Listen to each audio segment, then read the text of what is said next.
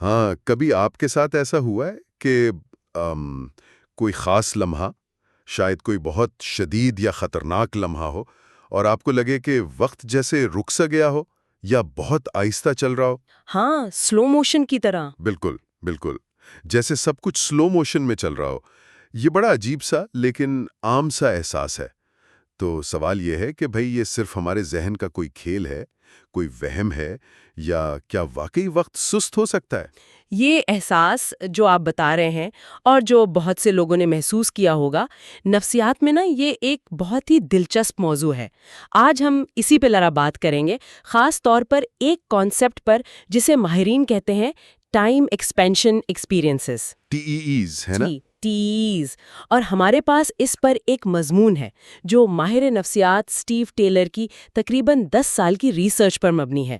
وہ کوشش کرتے ہیں سمجھنے کی کہ آخر یہ ہوتا کیوں ہے۔ ٹھیک ہے، تو آج ہم کوشش کریں گے سمجھنے کی کہ یہ تجربات، یہ TEEs آخر ہیں کیا، کیوں ہوتے ہیں، اور کیا واقعی ہمارا وقت کا جو احساس ہے وہ اتنا فلیکسیبل ہے جتنا لگتا ہے۔ چلے ذرا گہرائی میں جاتے ہیں اسٹیو ٹیلر کی اس تحقیق کے۔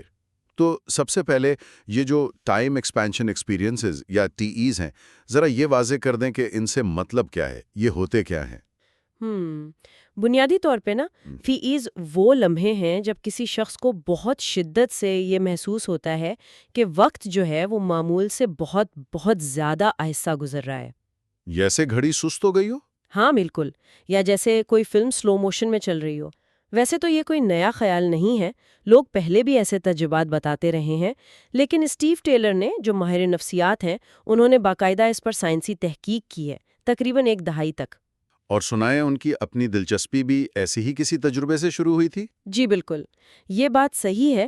ان کی ریسرچ کا جو محرک تھا وہ 2014 میں ان کے ساتھ خود پیش آنے والا ایک کار ایکسیڈنٹ تھا۔ اچھا؟ جی، وہ بتاتے ہیں کہ جب ان کی گاڑی قابو سے باہر ہوئی تو انہیں لگا جیسے سب کچھ ناقابل یقین حد تک سست رفتار میں چلا گیا ہو۔ انہیں لگا جیسے پیچھے سے آنے والی گاڑیاں بہت ہی آہستہ آہستہ آ رہی ہیں، واہ! اور وہ کہتے ہیں کہ انہیں لگا جیسے ان کے پاس بہت وقت ہے صورتحال کو سمجھنے کا، سوچنے کا کہ کیا کرنا ہے، اور گاڑی کو دوبارہ کنٹرول کرنے کی کوشش کرنے کا۔ تو یہ جو ذاتی تجربہ تھا نا، اتنا شدید تھا کہ اس نے انہیں مجبور کیا کہ وہ اس چیز کو سنجیدگی سے تحقیق کریں۔ یہ تو واقعی بڑی حیرانی کی بات ہے کہ ایک ذاتی جان لیوا سا لمحہ وہ ایک سائنسی تحقیق کی وجہ بن جائے۔ تو انہوں نے اپنی اس ریسرچ میں کیا پایا؟ کیا یہ تجربات صرف ایسے حادثات میں ہی ہوتے ہیں؟ دیکھیں، یہی بات تو دلچسپ ہے۔ 2020 میں ان کی ایک تحقیق شائع ہوئی جس میں انہوں نے ایسے 96 واقعات کا تجزیہ کیا۔ اب ان میں سے تقریباً آدھے یعنی کوئی 50% کے قریب وہ تو واقعی حادثات، گرنے یا ایسی ہی خطرناک حالات میں ہوئے تھے۔ ٹھیک ہے۔ لیکن جو حیران کن بات تھی وہ یہ کہ باقی آدھے تجربات بالکل مختلف قسم کے حالات میں رپورٹ ہوئے۔ اچھا، مثلاً کیسے حالات؟ مثلاً کھلاڑیوں نے بتایا کہ میچ کے دوران جب وہ کھیل میں پوری طرح ڈوبے ہوئے تھے تب انہیں TE کا تجربہ ہوا، یا پھر کچھ لوگوں نے گہرے دھیان یعنی میڈیٹیشن کی حالت میں جب وہ بالکل پرسکون تھے تب وقت کے سست ہونے کا بتایا۔ مراقبے میں بھی؟ جی ہاں، اور کچھ کیسز میں تو سائیکیڈیلک ادویات کے اثر میں بھی یہ رپورٹ ہوئے، مطلب ایسی چیزیں جو ویسے ہی شعور اور وقت کے احساس کو بدل دیتی ہیں۔ اس کا مطلب تو یہ ہوا کہ یہ صرف وہ جو لڑو یا بھاگو والا رد عمل ہوتا ہے نا، فائٹ اور فلائٹ، صرف اس کی وجہ سے نہیں ہوتا، یہ تو عام خیال سے بالکل مختلف ہے۔ بالکل صحیح نقطے پر آئے آپ، اور یہی وہ چیز ہے جو پہلے سے موجود نظریات کو چیلنج کرتی ہے۔ ایک بہت مقبول تھیوری تو یہی ہے کہ یہ نور ایڈرینالن نامی کیمیکل کی وجہ سے ہوتا ہے۔ ہاں، وہ جو خطرے کے وقت نکلتا ہے۔ جی وہی، جو دل کی دھڑکن تیز کرتا ہے، حواس تیز کرتا ہے۔ تو یہ تھیوری حادثات والے ٹیز کی تو وضاحت کر سکتی ہے کہ بھئی خطرے میں دماغ مختلف طریقے سے کام کرتا ہے، وقت سست لگتا ہے۔ لیکن پھر وہ مراقبے والے یا کھیل والے کیسز کی وضاحت کیسے ہوگی؟ وہاں تو کوئی خطرہ نہیں ہوتا۔ بالکل، یہی اس تھیوری کی کمزوری ہے۔ یہ نہیں بتا پاتی کہ مکمل سکون میں یا کھیل میں مگن ہونے پر جب کوئی فائٹ اور فلائٹ نہیں ہو رہا تب بھی وقت سست کیوں لگ سکتا ہے۔ تو صرف نور ایڈرینلن والی بات پوری تصویر نہیں دکھاتی۔ تو اگر یہ صرف وہ کیمیکل نہیں ہے تو کوئی اور وضاحت، کوئی متبادل نظریہ؟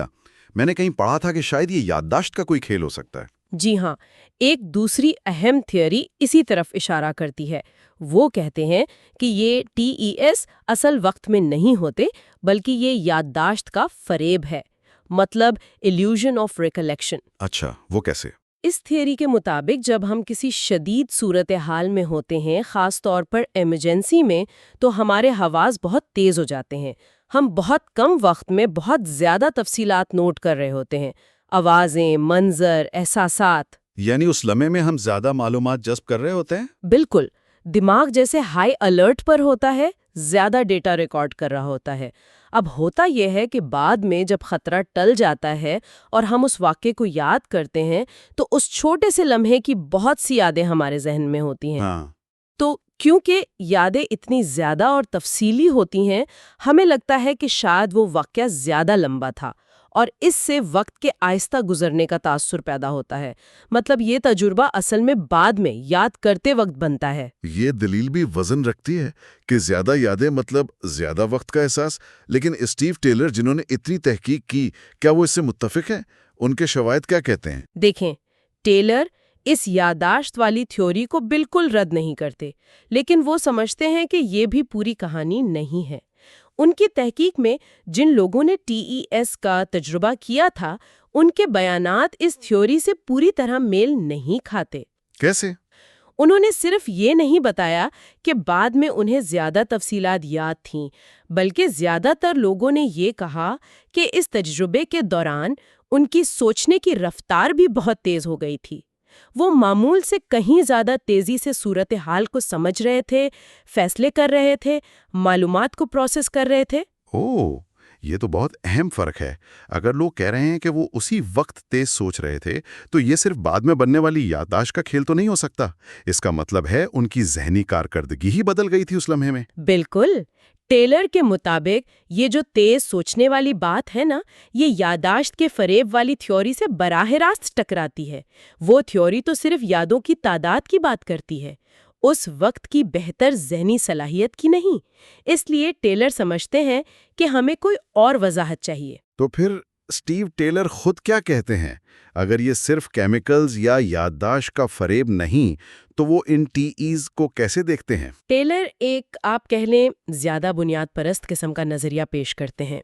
وہ کہتے ہیں کہ ٹی ایز اصل میں شعور کی بدلی ہوئی حالتیں ہیں، آلٹرڈ اسٹیٹس آف کانشسنس۔ شعور کی بدلی ہوئی حالتیں؟ جی، یہ وہ غیر معمولی لمحے ہیں جب ہم اپنے روزمرہ کے شعور سے نکل کر ایک مختلف ذہنی حالت میں چلے جاتے ہیں۔ وہ اسے ایک الگ ٹائم ورلڈ یا زمانی دنیا میں قدم رکھنے جیسا کہتے ہیں، جہاں وقت کا ہمارا اندرونی احساس ہی بدل جاتا ہے۔ یہ تو بہت دلچسپ بات ہے، لیکن یہ حالت پیدا کیسے ہوتی ہے، خاص طور پر حادثے جیسی صورتحال میں؟ ٹیلر کا خیال ہے کہ کسی حادثے یا شدید خطرے کا جو اچانک صدمہ ہوتا ہے، جو شاک لگتا ہے، وہ ہمارے معمول کے نفسیاتی نظام میں، سوچنے سمجھنے کے انداز میں ایک شدید خلل ڈال سکتا ہے۔ تو پھر اسٹیو ٹیلر خود کیا کہتے ہیں؟ اگر یہ صرف کیمیکلز یا یادداشت کا فریب نہیں، تو وہ ان ٹی ایز کو کیسے دیکھتے ہیں؟ ٹیلر ایک آپ کہہ لیں زیادہ بنیاد پرست قسم کا نظریہ پیش کرتے ہیں۔ وہ کہتے ہیں کہ ٹی ایز اصل میں شعور کی بدلی ہوئی حالتیں ہیں، آلٹرڈ اسٹیٹس آف کانشسنس۔ شعور کی بدلی ہوئی حالتیں؟ جی، یہ وہ غیر معمولی لمحے ہیں جب ہم اپنے روزمرہ کے شعور سے نکل کر ایک مختلف ذہنی حالت میں چلے جاتے ہیں۔ وہ اسے ایک الگ ٹائم ورلڈ یا زمانی دنیا میں قدم رکھنے جیسا کہتے ہیں، جہاں وقت کا ہمارا اندرونی احساس ہی بدل جاتا ہے۔ یہ تو بہت دلچسپ بات ہے، لیکن یہ حالت پیدا کیسے ہوتی ہے، خاص طور پر حادثے جیسی صورتحال میں؟ ٹیلر کا خیال ہے کہ کسی حادثے یا شدید خطرے کا جو اچانک صدمہ ہوتا ہے، جو شاک لگتا ہے، وہ ہمارے معمول کے نفسیاتی نظام میں، سوچنے سمجھنے کے انداز میں ایک شدید خلل ڈال سکتا ہے۔ یہ جھٹکا ہمارے شعور کو اس کی نارمل حالت سے باہر دھکیل سکتا ہے، اور نتیجے میں یہ بدلی ہوئی حالت پیدا ہوتی ہے جہاں وقت الگ طرح سے محسوس ہوتا ہے۔ یوں سمجھیں جیسے دماغ کا سسٹم ایک لمحے کے لیے ری بوٹ ہو کر ایک مختلف موڈ میں چلا گیا ہو۔ ٹھیک ہے، یہ تو ہوئی حادثے کی بات، لیکن ان تجربات کا کیا جو کھیلوں میں یا مراقبے میں ہوتے ہیں؟ وہاں تو کوئی اچانک صدمہ نہیں ہوتا۔ ان پرسکون حالات میں شعور کیسے بدلتا ہے؟ اس کے لیے ٹیلر ایک اور اصطلاح استعمال کرتے ہیں، سپر ایبزارپشن۔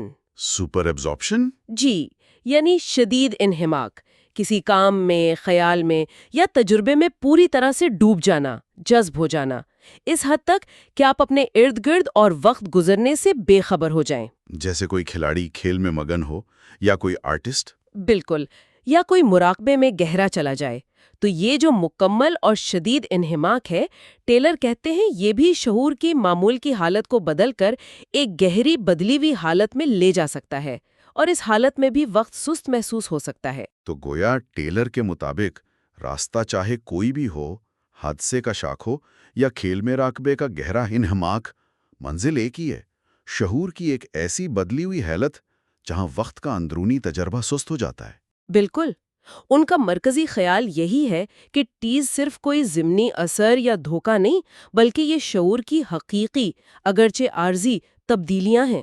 یہ سب سن کر تو لگتا ہے کہ وقت کا گزرنا صرف وہ نہیں جو گھڑی بتاتی ہے یا جو فزکس میں ہم پڑھتے ہیں، جیسے کشش ثقل اسپیس ٹائم کو کیسے موڑتی ہے، بلکہ وقت کا تجربہ تو بہت حد تک ہمارے اپنے ذہن، ہمارے شعور کی حالت پر منحصر ہے۔ آپ نے بالکل صحیح نتیجہ نکالا۔ ظاہر ہے، فزکس ہمیں بتاتی ہے کہ کائنات میں وقت معروضی طور پر مختلف جگہوں پر مختلف رفتار سے گزر سکتا ہے۔ جیسے آئنسٹائن نے بتایا تھا، بلیک ہول کے قریب وقت واقعی سست ہو جاتا ہے، وہ ایک الگ چیز ہے۔ ہاں، وہ تو ہے ہی۔ لیکن اسٹیو ٹیلر کی تحقیق اور ٹیز کا مطالعہ اس بات پر زور دیتا ہے کہ ہمارے اپنے ذہن کے اندر بھی، ہماری نفسیاتی دنیا میں، وقت کا احساس مستقل نہیں ہے۔ یہ ہمارے شعور کی حالت، ہماری توجہ، ہمارے تجربات کے ساتھ بدل سکتا ہے۔ ٹیلر کا کام اسی اندرونی نفسیاتی وقت کو سمجھنے کی کوشش ہے۔ تو آج کی ساری گفتگو کا خلاصہ اگر کریں تو اہم بات یہ نکلتی ہے کہ وقت کا جو ہمارا اندرونی احساس ہے، جسے ہم نارملی ایک سیدھی لکیر جیسا سمجھتے ہیں، وہ اصل میں کافی لچکدار ہو سکتا ہے۔ جی بالکل۔ اور یہ جو شدید لمحات میں وقت کا سست ہونا ہے، یہ شاید صرف وہم نہیں، بلکہ ایک حقیقی نفسیاتی چیز ہے۔ اور اسٹیو ٹیلر کی تحقیق کہتی ہے کہ یہ شاید شعور کی بدلی ہوئی حالتوں کی وجہ سے ہوتا ہے۔ جی ہاں، اور یہ تحقیق صرف وقت کے بارے میں نہیں بتاتی، بلکہ یہ ہمارے ذہن کے کام کرنے کے انداز اور یہ کہ حقیقت کا ہمارا تجربہ کتنا سبجیکٹو یعنی ذاتی ہو سکتا ہے، اس پر بھی روشنی ڈالتی ہے۔ صحیح۔ دنیا کا ہمارا تجربہ ضرور بدل سکتا ہے۔ اور آخر میں سننے والوں کے لیے ایک سوال چھوڑ جاتے ہیں سوچنے کو۔ اگر ٹیلر کی بات ٹھیک ہے اور یہ TEES واقعی شعور کی بدلی ہوئی حالتیں ہیں جو کسی شوق یا گہرے انہماک سے پیدا ہوتی ہیں، تو کیا مستقبل میں ہم ان حالتوں کو جان بوجھ کر پیدا کر سکیں گے؟ دلچسپ سوال ہے۔ کیا کوئی ٹیکنالوجی یا ذہنی مشق ہمیں سلو موشن موڈ میں جانے میں مدد دے سکے گی؟ اور اگر ایسا ہو گیا تو اس کے فائدے کیا ہوں گے یا شاید نقصانات؟ کیا اس سے ہماری کارکردگی بہتر ہوگی یا یہ حقیقت سے بھاگنے کا کوئی نیا طریقہ بن جائے گا؟ یہ وہ سوالات ہیں جن پر شاید مستقبل میں مزید تحقیق ہو یا شاید ہمیں خود اپنے تجربات سے کچھ جواب ملے۔